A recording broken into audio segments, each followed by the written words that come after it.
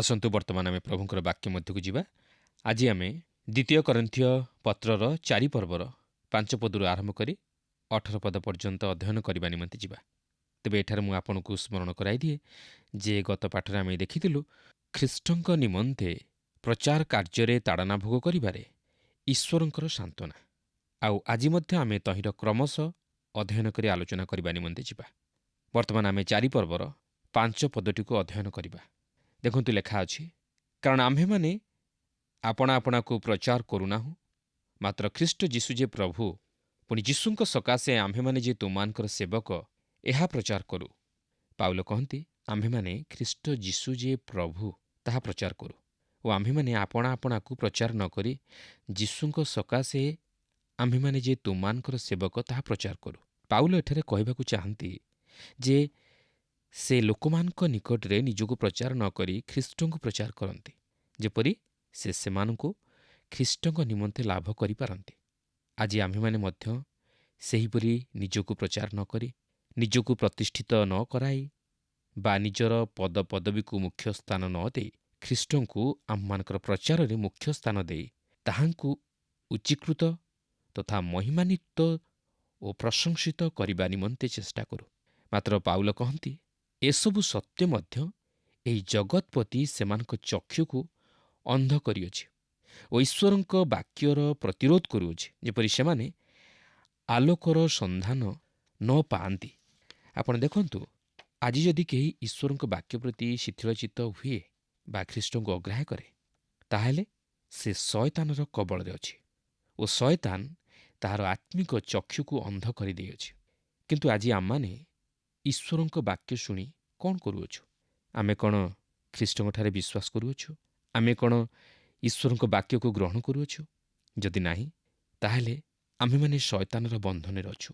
ଯଦି ସେପରି ହୋଇଥାଏ, ତାହେଲେ ସୁଯୋଗ ଥାଉଁ ଥାଉଁ ତାହାର ବନ୍ଧନରୁ ମୁକୁଳିବା ନିମନ୍ତେ ଚେଷ୍ଟା କରୁ ଓ ସୁସମାଚାରରେ ବିଶ୍ୱାସ କରୁ। ଦେଖନ୍ତୁ, 4 ପର୍ବର 6 ପଦରେ ଏହିପରି ଲେଖା ଅଛି, ଯେଣୁ ଅନ୍ଧକାରରୁ ଦୀପ୍ତି ପ୍ରକାଶ ପାଉ ବୋଲି ଆଜ୍ଞା ଦେଇଥିଲେ ଯେଉଁ ଈଶ୍ୱର, ସେ ଖ୍ରୀଷ୍ଟଙ୍କ ମୁଖରେ ପ୍ରକାଶିତ ଈଶ୍ୱରଙ୍କ ଗୌରବମୟ ଜ୍ଞାନର ଆଲୋକ ଦେଖାଇବା ନିମନ୍ତେ ଆମ୍ଭମାନଙ୍କ ହୃଦୟରେ ଆଲୋକ ପ୍ରକାଶ କରିଅଛନ୍ତି। ପାଉଲ ଏଠାରେ କହିବାକୁ ଚାହାନ୍ତି, ଯେଉଁ ଈଶ୍ୱର ଅନ୍ଧକାରରୁ ଦୀପ୍ତିକୁ ଭିନ୍ନ କଲେ, ସେ ମଧ୍ୟ ଆମ୍ଭମାନଙ୍କ ହୃଦୟ ମଧ୍ୟରୁ ଅନ୍ଧକାର ଦୂର କରି ଖ୍ରୀଷ୍ଟଙ୍କର ସେହି ଗୌରବମୟ ଜ୍ୟୋତିକୁ ଆମମାନଙ୍କ ହୃଦୟରେ ପ୍ରକାଶ କରନ୍ତି। କାରଣ ଈଶ୍ୱରଙ୍କ ଆତ୍ମା ଯେପରି ଜଳ ମଧ୍ୟରେ ବ୍ୟାପ୍ତ ଥିଲେ, ସେହିପରି ଈଶ୍ୱରଙ୍କ ଆତ୍ମା ଏକ ଆତ୍ମା ଉପରେ ବ୍ୟାପ୍ତ ହୋଇଥାନ୍ତି। ସେ ଆମମାନଙ୍କ ହୃଦୟରେ ସେହି ହୃଦ୍ବୋଧ ଜାତ କରାନ୍ତି ଓ ଏକ ପରିବର୍ତ୍ତନ ଆଣିଦିଅନ୍ତି ଓ ଏହାପରେ ସେ ଆମମାନଙ୍କୁ ଏକ ନୂତନ ଜୀବନ ଦାନ କରନ୍ତି, ଯାହାକି ଆତ୍ମିକ ଜୀବନରେ ପୁନର୍ଜନ୍ମ ପ୍ରାପ୍ତ ହେବାର ବିଷୟକୁ ପ୍ରକାଶ କରେ ବା ଆତ୍ମିକ ଜୀବନରେ ନୂତନୀକୃତ ହେବାର ବିଷୟକୁ ପ୍ରକାଶ କରେ। ଏହାପରେ ଖ୍ରୀଷ୍ଟଙ୍କର ସେହି ଗୌରବମୟ ସୁସମାଚାରର ଆଲୋକ, ଯାହାକି ଈଶ୍ୱରଙ୍କର ପ୍ରତିମୂର୍ତ୍ତି, ତାହା ହୃଦୟ ମଧ୍ୟରେ ପ୍ରକାଶିତ ହୁଏ, ଯଦ୍ୱାରା ଆମେ ତାହାଙ୍କ ପ୍ରତି ଦୃଷ୍ଟିପାତ କରିପାରୁ। ଆମ୍ଭେମାନେ ତାହାଙ୍କ ପ୍ରତି ଦୃଷ୍ଟିପାତ କରିବା ଓ ତାହାଙ୍କର ଉପସ୍ଥିତି ତଥା ସାନ୍ନିଧ୍ୟ ଲାଭ କରିବା ନିତାନ୍ତ ଆବଶ୍ୟକ। ଏହାପରେ 4 ପର୍ବର 7 ପଦରେ ଲେଖା ଅଛି, ମାତ୍ର ମହାଶକ୍ତି ଯେ ଈଶ୍ୱରଙ୍କର, ପୁଣି ତାହା ଯେ ଆମମାନଙ୍କଠାରୁ ଉତ୍ପନ୍ନ ନୁହେଁ, ଏହା ଯେପରି ପ୍ରକାଶ ପାଏ, ଏଥିନିମନ୍ତେ ଆମ୍ଭେମାନେ ଏହି ଧନ ମୃତ୍ତିକା ପାତ୍ରରେ ପାଇଅଛୁ। ପାଉଲ କହନ୍ତି, ଏପରିକି ଏହିପରି କରି ମଧ୍ୟ, ଅର୍ଥାତ୍ ତାହାଙ୍କ ପ୍ରତି ଦୃଷ୍ଟିପାତ କରି ମଧ୍ୟ ଆମମାନେ ଦୁର୍ବଳ ମାଟି ପାତ୍ର। ଲେଖା ଅଛି, ଏଥିନିମନ୍ତେ ଆମ୍ଭେମାନେ ଏହି ଧନ ମୃତ୍ତିକା ପାତ୍ରରେ ପାଇଅଛୁ। ଆମ୍ଭେମାନେ ସମସ୍ତେ ସେହି ମୃତ୍ତିକା ପାତ୍ର ସଦୃଶ। ଆମମାନଙ୍କର କୌଣସି ସେପରି ମୂଲ୍ୟ ନାହିଁ କି ଶକ୍ତି ନାହିଁ ଓ ଆମ୍ଭେମାନେ ମଧ୍ୟ ଭାଙ୍ଗି ଯାଇପାରୁ ବା ଦୁର୍ବଳ ହୋଇ ପତିତ ହୋଇପାରୁ। ତେବେ ଆମ୍ଭେମାନେ ଅଯୋଗ୍ୟ ହେଲେ ମଧ୍ୟ ସେହି ଧନ ପ୍ରାପ୍ତ ହୋଇଅଛୁ। ତେବେ ସେହି ଧନ କ'ଣ? ତାହା ହେଉଛି ସେହି ଗୌରବମୟ ସୁସମାଚାର ଓ ଆମେ ସେହି ସୁସମାଚାରକୁ ବହନ କରୁ। ତେଣୁକରି ଆମ୍ଭମାନଙ୍କୁ ଖ୍ରୀଷ୍ଟଙ୍କ ଠାରେ ଶକ୍ତିଯୁକ୍ତ ହେବାକୁ ହେବ ଓ ଖ୍ରୀଷ୍ଟଙ୍କୁ ଆମ ହୃଦୟରେ ଗ୍ରହଣ କରିବାକୁ ହେବ। ତାହେଲେ ଆମ୍ଭମାନଙ୍କର ସାକ୍ଷ୍ୟ ଓ ସୁସମାଚାର ପ୍ରଚାର ଶକ୍ତିଯୁକ୍ତ ହୋଇପାରିବ ଓ ଫଳପ୍ରଦ ହୋଇପାରିବ। କାରଣ ଆମ୍ଭେମାନେ ତାହାଙ୍କର ଦାସ ଓ ତାହାଙ୍କର ଶକ୍ତି ଆମ୍ଭମାନଙ୍କ ମଧ୍ୟ ଦେଇ ପ୍ରକାଶିତ ହୁଏ। ତେଣୁ ପ୍ରିୟ ବନ୍ଧୁ, ଏହି ମୃତ୍ତିକା ପାତ୍ରର ମର୍ମ ଆମକୁ ଗିଦିଓନଙ୍କ ସମୟ ମଧ୍ୟକୁ ଫେରାଇ ନିଏ, ଯାହାକି ବିଚାରକର୍ତ୍ତା 7 ପର୍ବରେ ଆମେ ଅଧ୍ୟୟନ କରି ଦେଖିଥିଲୁ ଯେ ଗିଦିଓନ ସେମାନଙ୍କର ଦେଶକୁ ଅସଂଖ୍ୟ ମିଦିଅନୀୟମାନଙ୍କ ହସ୍ତରୁ ମୁକ୍ତ କରିବା ନିମନ୍ତେ ତାହାଙ୍କ ସହିତ କେବଳ 300 ଲୋକଙ୍କୁ ନେଇଥିଲେ। ଆଉ ପ୍ରତ୍ୟେକ ବ୍ୟକ୍ତିଙ୍କ ହସ୍ତରେ ଗୋଟିଏ ଲେଖାଏଁ ତୁରୀ, ଦିହୁଡ଼ି ଓ ଶୂନ୍ୟ କଳସ ଥିଲା। ଆଉ ପ୍ରତ୍ୟେକ ସେହି ଶୂନ୍ୟ କଳସ ମଧ୍ୟରେ ଦିହୁଡ଼ି ରଖିଲେ ଯେପରି ତାହା ଦୂରରୁ ଦେଖା ନ ଯାଏ। ତାପରେ ଯେତେବେଳେ ସେମାନେ ମିଦିଅନୀୟମାନଙ୍କ ମଧ୍ୟରେ ପ୍ରବେଶ କଲେ, ସେତେବେଳେ ସେମାନେ ସେହି ଶୂନ୍ୟ କଳସ କଚାଡ଼ି ଭାଙ୍ଗିଲେ। କିନ୍ତୁ ଯେପର୍ଯ୍ୟନ୍ତ ସେମାନେ ସେହି ଶୂନ୍ୟ କଳସକୁ ଭାଙ୍ଗିନଥିଲେ, ସେତେବେଳ ପର୍ଯ୍ୟନ୍ତ ଆଲୋକ ଦେଖାଯାଇ ନଥିଲା। ପ୍ରିୟ ବନ୍ଧୁ, ତାହା ହିଁ ହେଉଛି ଏକ ବିଷୟ ଯାହାକି ଆଜି ଆମେ ଆବଶ୍ୟକ କରୁ। ଆମକୁ ଏହି ମୃତ୍ତିକା ପାତ୍ରକୁ ଭାଙ୍ଗିବା ଆବଶ୍ୟକ। ପ୍ରେରିତ ପାଉଲ ଜାଣିଥିଲେ ଯୀଶୁଖ୍ରୀଷ୍ଟଙ୍କ ନିମନ୍ତେ କ୍ଲେଶ ଭୋଗ କରିବାର ଅର୍ଥ କ'ଣ। ସେହି ମୃତ୍ତିକା ପାତ୍ର ଭଗ୍ନ ହେବାକୁ ଥିଲା। କିନ୍ତୁ ଆଜି ସମସ୍ୟାଟି ହେଉଛି ଅନେକେ ତାହା କରିବା ନିମନ୍ତେ ଇଚ୍ଛା କରନ୍ତି ନାହିଁ। ପ୍ରଭୁଙ୍କର ଜଣେ ଦାସ ଏହିପରି କହନ୍ତି, ଯେତେବେଳେ କେହି ଜଣେ ଜନ୍ମ ହୁଅନ୍ତି, ସେଥି ନିମନ୍ତେ ଜଣକୁ ସେହି ପ୍ରସବ ବେଦନା ସହ୍ୟ କରିବାକୁ ପଡ଼ିଥାଏ। କିନ୍ତୁ ଆଜି ଅନେକ ଲୋକ ପୁନର୍ଜନ୍ମ ପ୍ରାପ୍ତ ନ ହେବାର କାରଣ ହେଉଛି ଅନେକେ ଆଜି ସେହି ପ୍ରସବ ବେଦନାକୁ ସହ୍ୟ କରିବାକୁ ଇଚ୍ଛା କରନ୍ତି ନାହିଁ। ଆଜି ଆମେ ସାକ୍ଷୀ ହେବା ବିଷୟ ନେଇ ଅନେକ କିଛି ଶୁଣୁ, କିନ୍ତୁ ଆମେ କି ପ୍ରକାର ମୂଲ୍ୟ ଦେବା ନିମନ୍ତେ ଇଚ୍ଛୁକ ଅଟୁ? ଆମେ କେବଳ ଜଣକର ଦ୍ୱାରରେ ଆଘାତ କରି ତାହା ସହିତ ସାକ୍ଷାତ କରିଦେଲେ ଯଥେଷ୍ଟ ନୁହେଁ। ତେବେ ମୁଁ କହୁନାହିଁ ଯେ ଏହା ମୂଲ୍ୟହୀନ, ମାତ୍ର ମୋର କହିବାର କଥା, ଆମର ମୃତ୍ତିକା ପାତ୍ର ନିଶ୍ଚିତ ଭାବେ ଭଗ୍ନ ହେବା ଉଚିତ। ଅର୍ଥାତ୍ ଆମେମାନେ ଖ୍ରୀଷ୍ଟଙ୍କ ନିମନ୍ତେ କଷ୍ଟ ସ୍ୱୀକାର କରିବା ଉଚିତ, ତ୍ୟାଗ ସ୍ୱୀକାର କରିବା ଉଚିତ, କ୍ଲେଶ ସହ୍ୟ କରିବା ଉଚିତ। ଆମେ ଆମର ଜୀବନରେ ତାହାଙ୍କର ପଥ ଓ ଆମର ପଥ ଉଭୟକୁ ଧାରଣ କରିପାରିବା ନାହିଁ। ଆମେ ତାହାଙ୍କର ଅନୁଗମନ କରୁଛୁ କି ନାହିଁ, ତାହା ଆମକୁ ଜାଣି ରଖିବାକୁ ହେବ ଓ ତାହାଙ୍କର ଅନୁଗମନ କରିବା ନିମନ୍ତେ ଆମେ ଆମର ମନରେ ଏକ ଦୃଢ଼ ନିଷ୍ପତ୍ତି ନେବାକୁ ହେବ। ତେବେ 4 ପର୍ବର 8 ପଦରେ ଏହିପରି ଲେଖା ଅଛି, ଆମ୍ଭେମାନେ ସର୍ବପ୍ରକାରେ କ୍ଲେଶ ଭୋଗ କରୁଅଛୁ, ତଥାପି ଅବରୁଦ୍ଧ ନୋହୁଁ, ହତବୁଦ୍ଧି ହେଉଅଛୁ, ତଥାପି ନିରାଶ ନୋହୁଁ। ଦେଖନ୍ତୁ, ପାଉଲ ଏଠାରେ ଏକ ତୁଳନାତ୍ମକ ସ୍ତରରେ ତାହାଙ୍କ ଜୀବନର ଅନୁଭୂତିକୁ ପ୍ରକାଶ କରନ୍ତି, ଯାହାକି ତାହାଙ୍କର ପ୍ରଚାର କାର୍ଯ୍ୟରେ ଯଦିଓ ବାଧା ସୃଷ୍ଟି କରିଥିଲା, ମାତ୍ର ସୁସମାଚାର ପ୍ରଚାରକୁ ବନ୍ଦ କରିପାରିନଥିଲା। ସେ ସବୁ ପ୍ରକାର ପରିସ୍ଥିତିରେ ମଧ୍ୟ ସୁସମାଚାର ପ୍ରଚାର ଚାଲୁ ରଖିଥିଲେ। ଏପରିକି କାରାଗାରରେ ରହି ମଧ୍ୟ ସୁସମାଚାର ପ୍ରଚାର କରିବାରେ କ୍ଷାନ୍ତ ହୋଇନଥିଲେ। ସେ ସମସ୍ତ ପ୍ରକାର ତାଡ଼ନା ଓ କ୍ଲେଶ ମଧ୍ୟ ଦେଇ ଖ୍ରୀଷ୍ଟଙ୍କର ଉପସ୍ଥିତି ଓ ସାହାଯ୍ୟକୁ ଓ ତାଙ୍କର ସୁରକ୍ଷାକୁ ଉପଲବ୍ଧି କରୁଥିଲେ। ସେ ଦୁର୍ବଳତାରେ ମଧ୍ୟ ନିଜକୁ ବଳବାନ ମନେ କରୁଥିଲେ, କାରଣ ଖ୍ରୀଷ୍ଟ ତାହାଙ୍କର ସହବର୍ତ୍ତୀ ଥିଲେ ଓ ତାହାଙ୍କୁ ଶକ୍ତି ପ୍ରଦାନ କରୁଥିଲେ। ପାଉଲଙ୍କର ଅନେକ ଶତ୍ରୁ ଥିଲେ, ମାତ୍ର ଖ୍ରୀଷ୍ଟ ତାହାଙ୍କର ସହବର୍ତ୍ତୀ ହୋଇ ତାହାଙ୍କୁ ତାହାଙ୍କର ଶତ୍ରୁମାନଙ୍କ ଉପରେ ଜୟ ପ୍ରଦାନ କରାଉଥିଲେ। ସେ ଖ୍ରୀଷ୍ଟଙ୍କ ନିମନ୍ତେ ସମସ୍ତ ସହ୍ୟ କରୁଥିଲେ ଓ ଖ୍ରୀଷ୍ଟଙ୍କର ସେହି କ୍ରୁଶ୍ୟ ମୃତ୍ୟୁକୁ ନିଜର ଶରୀରରେ ଅନୁଭବ କରୁଥିଲେ, ଯେପରି ଯୀଶୁଙ୍କର ଜୀବନ ସେମାନଙ୍କ ଶରୀରରେ ପ୍ରକାଶିତ ହୁଏ, ଯେପରି ସେମାନଙ୍କର ଜୀବନ ମଧ୍ୟ ଦେଇ ଅନେକ ଖ୍ରୀଷ୍ଟଙ୍କର ପରିଚୟ ପାଆନ୍ତି। ଖ୍ରୀଷ୍ଟ ବିଶ୍ୱାସୀ କ୍ଲେଶ ଭୋଗ କରିବା ନିମନ୍ତେ ଭୟ କରିବା ଉଚିତ ନୁହେଁ, ଭାଙ୍ଗି ପଡ଼ିବା ଉଚିତ ନୁହେଁ, କିମ୍ବା ପଛଘୁଞ୍ଚା ଦେବା ଉଚିତ ନୁହେଁ। କାରଣ ପ୍ରଭୁ ଯୀଶୁ କହନ୍ତି, ଜଗତରେ ତୁମମାନଙ୍କ ନିମନ୍ତେ କ୍ଲେଶ ଅଛି, ମାତ୍ର ସାହସ ଧର, ମୁଁ ଜଗତକୁ ଜୟ କରିଅଛି। ଜଗତ ଆମମାନଙ୍କୁ ଘୃଣା କରିବ ଯଦି ଆମମାନେ ତାହାଙ୍କର ଅନୁଗମନ କରୁ, ମାତ୍ର ସେ ଆମମାନଙ୍କୁ ଜୟ ପ୍ରଦାନ କରାଇବେ। ତେଣୁ ଆମମାନେ ଦୁର୍ବଳ ହେଲେ ମଧ୍ୟ ଖ୍ରୀଷ୍ଟଙ୍କଠାରେ ସବଳ ହୋଇପାରିବା। ଖ୍ରୀଷ୍ଟଙ୍କଠାରେ ସଂଯୁକ୍ତ ଜୀବନ ଏକ ଫଳପୂର୍ଣ୍ଣ ଜୀବନ। ଆଉ ପାଉଲ ତାହା ନିଜେ ଅନୁଭବ କରିଥିଲେ। ଈଶ୍ୱର ତାଙ୍କୁ ସମସ୍ତ ଘାତ ପ୍ରତିଘାତ ମଧ୍ୟ ଦେଇ ବିଜୟର ସହିତ କଢ଼ାଇ ଆଣିଥିଲେ। ଈଶ୍ୱରଙ୍କ ଆତ୍ମା ତାହାଙ୍କୁ କଢ଼ାଇ ନେଉଥିଲେ। ଜୀବନର ପ୍ରତ୍ୟେକ ପରିସ୍ଥିତିରେ ସେ ତାହାଙ୍କୁ ଧୈର୍ଯ୍ୟ, ସାନ୍ତ୍ୱନା, ସାହସ ଓ ଶକ୍ତି ଦେଉଥିଲେ। ପ୍ରିୟ ବନ୍ଧୁ, ଆଜି ଯଦି ଆମେ ପ୍ରଭୁଙ୍କ ନିମନ୍ତେ ସାକ୍ଷମର ଜୀବନଯାପନ କରିବା ପାଇଁ ଚାହୁଁ, ତାହେଲେ ଆମମାନଙ୍କୁ ସେହି ପ୍ରଭୁ ଯୀଶୁଙ୍କଠାରେ ବିଶ୍ୱାସ କରି ଆଉ ସେହି ପବିତ୍ର ଆତ୍ମାଙ୍କ ଶକ୍ତିରେ ପରିପୂର୍ଣ୍ଣ ହୋଇ ଆମମାନଙ୍କୁ ତାହାଙ୍କର ସେବା କାର୍ଯ୍ୟ କରିବାକୁ ହେବ। ଏହି ଜଗତରେ ଲୋକେ ଆମମାନଙ୍କୁ ଘୃଣା କରିପାରନ୍ତି, ଆମମାନଙ୍କ ପ୍ରତି କ୍ଷତି ଘଟାଇ ପାରନ୍ତି, ଆମମାନଙ୍କୁ ବିନାଶ କରିବା ପାଇଁ ଚେଷ୍ଟା ମଧ୍ୟ କରିପାରନ୍ତି, କିନ୍ତୁ ସେଥି ନିମନ୍ତେ ଆମମାନେ ପଛଘୁଞ୍ଚା ଦେବା ଉଚିତ ନୁହେଁ, ଆମମାନେ ଭୟ କରିବା ଉଚିତ ନୁହେଁ। କାରଣ ପ୍ରଭୁ ମଧ୍ୟ କହନ୍ତି, ଯେଉଁମାନେ ଶରୀରକୁ ବିନାଶ କରନ୍ତି ସେମାନଙ୍କୁ ଭୟ କର ନାହିଁ। ମାତ୍ର ଯେ ଶରୀର ଓ ଆତ୍ମାକୁ ଉଭୟକୁ ନରକରେ ନିକ୍ଷିପ୍ତ କରିବା ନିମନ୍ତେ ଶକ୍ତି ଅଛି, ତାହାଙ୍କୁ ଭୟ କର। ଆଜି ଏହି ଜଗତର ଲୋକମାନେ ଆମମାନଙ୍କର ଶରୀର ପ୍ରତି କ୍ଷତି ଘଟାଇ ପାରନ୍ତି, କିନ୍ତୁ ସେମାନେ ଆମମାନଙ୍କର ଆତ୍ମାକୁ ବିନାଶ କରିପାରିବେ ନାହିଁ, ଯେହେତୁ ଆମମାନଙ୍କର ଆତ୍ମା ପ୍ରଭୁଙ୍କର ହସ୍ତରେ। ଆଉ ପ୍ରଭୁ ଆମମାନଙ୍କୁ ସୁରକ୍ଷା ଦେବେ। ସେ ଆମମାନଙ୍କୁ ଅନନ୍ତ ଜୀବନ ଅଧିକାରୀ କରାଇବେ। ଏହାପରେ 4 ପର୍ବର 9 ଓ 10 ପଦରେ ଏହିପରି ଲେଖା ଅଛି, ତାଡ଼ନା ପ୍ରାପ୍ତ ହେଉଅଛୁ ତଥାପି ପରିତ୍ୟକ୍ତ ନୋହୁଁ, ଅଧପତିତ ହେଉଅଛୁ ତଥାପି ବିନଷ୍ଟ ନୋହୁଁ। ଆମ୍ଭେମାନେ ସର୍ବଦା ଯୀଶୁଙ୍କ ମୃତ୍ୟୁଭୋଗ ଶରୀରରେ ଅନୁଭବ କରୁଅଛୁ, ଯେପରି ଯୀଶୁଙ୍କ ଜୀବନ ମଧ୍ୟ ଆମମାନଙ୍କ ଶରୀରରେ ପ୍ରକାଶିତ ହୁଏ। ପାଉଲ ତାହାଙ୍କର ଶତ୍ରୁମାନଙ୍କ ଦ୍ୱାରା ତାଡ଼ିତ ହୋଇଥିଲେ, ମାତ୍ର ସେ ଶତ୍ରୁମାନଙ୍କ ଦ୍ୱାରା ପରାଜିତ ହୋଇନଥିଲେ।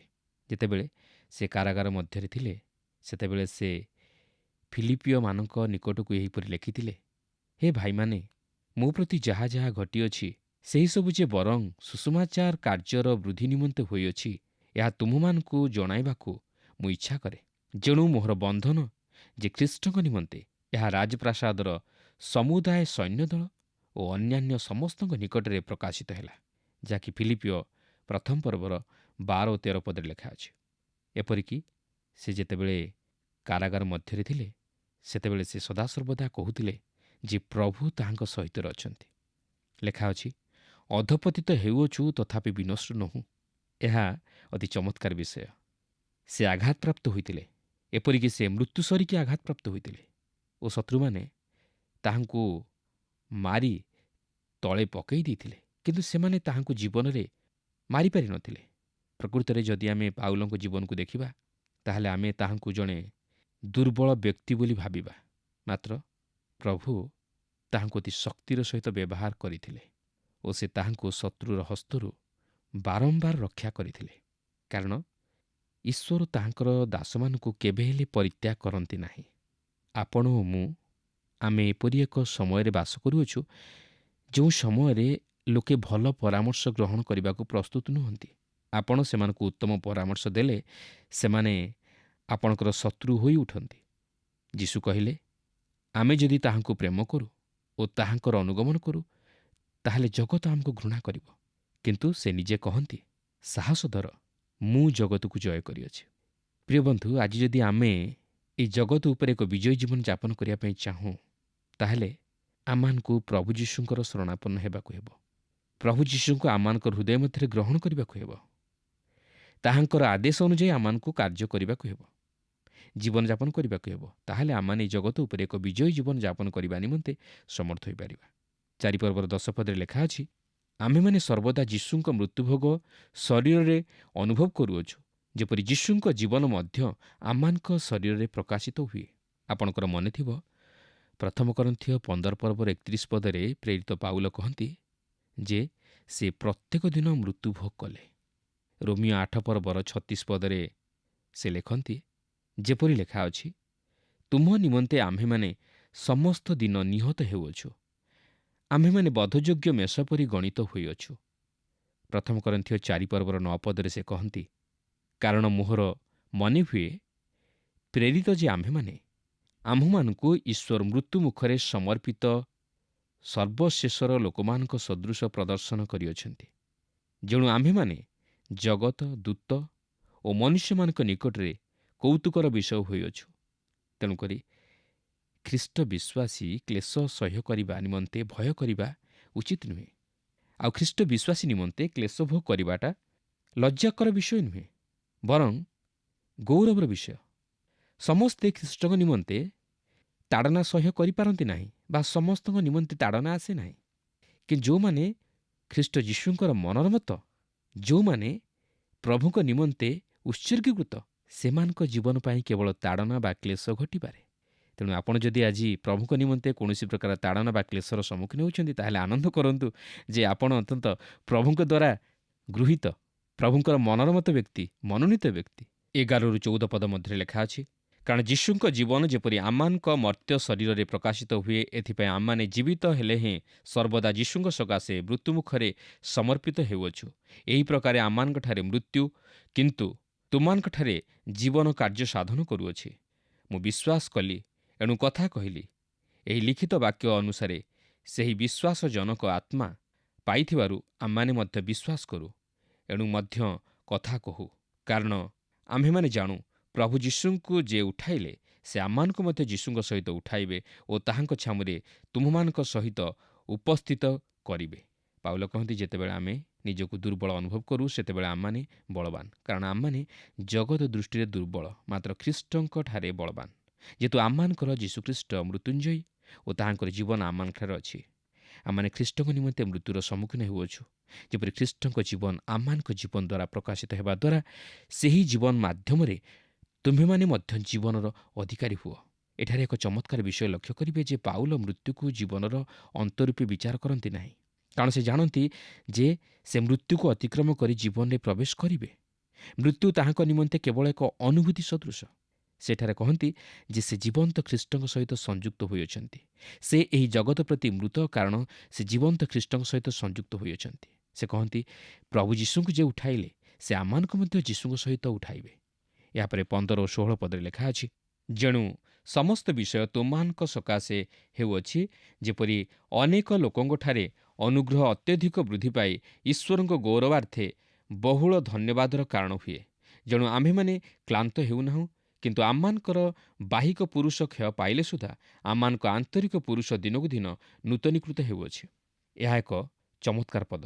ଆମମାନେ ଶାରୀରିକ ଭାବେ ଦିନେ ନା ଦିନେ ମରିବା ଓ ଆମମାନେ ଯେତେ ଅଧିକ ବାର୍ଦ୍ଧକ୍ୟ ଅବସ୍ଥା ଆଡ଼କୁ ଗତି କରିବା, ଆମମାନଙ୍କ ଶାରୀରିକ ପୁରୁଷ ସେତିକି ବେଳକୁ ବେଳ କ୍ଷୟ ପାଇବାରେ ଲାଗିବ। ମାତ୍ର ଯଦି ଆମମାନେ ଖ୍ରୀଷ୍ଟଙ୍କଠାରେ ଅଛୁ, ତାହେଲେ ଆମେ ଖ୍ରୀଷ୍ଟଙ୍କ ଅନୁଗ୍ରହ ଓ ଜ୍ଞାନରେ ବେଳକୁ ବେଳ ବୃଦ୍ଧି ପାଇବା ଓ ମୃତ୍ୟୁକୁ ଅତିକ୍ରମ କରି ଜୀବନରେ ପ୍ରବେଶ କରିବା। ଯେହେତୁ ଖ୍ରୀଷ୍ଟ ଆମମାନଙ୍କର ଜୀବିତ, ଆମମାନଙ୍କର ଆତ୍ମିକ ପୁରୁଷ ବେଳକୁ ବେଳ ନୂତନୀକୃତ ହେବ। ଆମମାନେ ଆତ୍ମିକ ଜୀବନରେ ବୃଦ୍ଧିପ୍ରାପ୍ତ ହେବା ଓ ସୁରକ୍ଷିତ ହେବା। ଏହାପରେ 17-18 ପଦରେ ଲେଖା ଅଛି, କାରଣ ଏହି କ୍ଷଣକାଳସ୍ଥାୟୀ ଲଘୁ କ୍ଲେଶ ଅତ୍ୟଧିକ ବାହୁଲ୍ୟ ରୂପେ ଆମମାନଙ୍କ ନିମନ୍ତେ ଅନନ୍ତ କାଳସ୍ଥାୟୀ ମହାଗୌରବ ସାଧନ କରୁଅଛି। ତେଣୁ ଆମ୍ଭେମାନେ ଦୃଶ୍ୟ ବିଷୟ ପ୍ରତି ଲକ୍ଷ୍ୟ ନ କରି ଅଦୃଶ୍ୟ ବିଷୟ ପ୍ରତି ଲକ୍ଷ୍ୟ କରୁଅଛୁ। କାରଣ ଦୃଶ୍ୟ ବିଷୟ କ୍ଷଣକାଳସ୍ଥାୟୀ, କିନ୍ତୁ ଅଦୃଶ୍ୟ ବିଷୟ ଅନନ୍ତ କାଳସ୍ଥାୟୀ। ପ୍ରିୟ ବନ୍ଧୁ, ଆମ୍ଭେମାନେ ଏହି ଜଗତର କ୍ଷଣକାଳସ୍ଥାୟୀ ବିଷୟ ପ୍ରତି ଦୃଷ୍ଟି ଦେବା ଉଚିତ ନୁହେଁ, ଯାହାକି ଦୃଶ୍ୟ। ମାତ୍ର ଆମ୍ଭେମାନେ ସେହି ଅଦୃଶ୍ୟ ବିଷୟ ପ୍ରତି ଅର୍ଥାତ୍ ଅନନ୍ତ କାଳସ୍ଥାୟୀ ବିଷୟ ପ୍ରତି ଦୃଷ୍ଟି ରଖିବା ଉଚିତ। କିନ୍ତୁ ଏଥି ନିମନ୍ତେ ଦୃଢ଼ ବିଶ୍ୱାସ, ଧୈର୍ଯ୍ୟ, ପ୍ରଭୁଙ୍କଠାରେ ନିର୍ଭରଶୀଳତାର ଜୀବନ ଆବଶ୍ୟକ। ପ୍ରିୟ ବନ୍ଧୁ, ଆଜି ଆମେ କେଉଁ ବିଷୟ ପ୍ରତି ଆସକ୍ତ, ଦୃଶ୍ୟ ନା ଅଦୃଶ୍ୟ?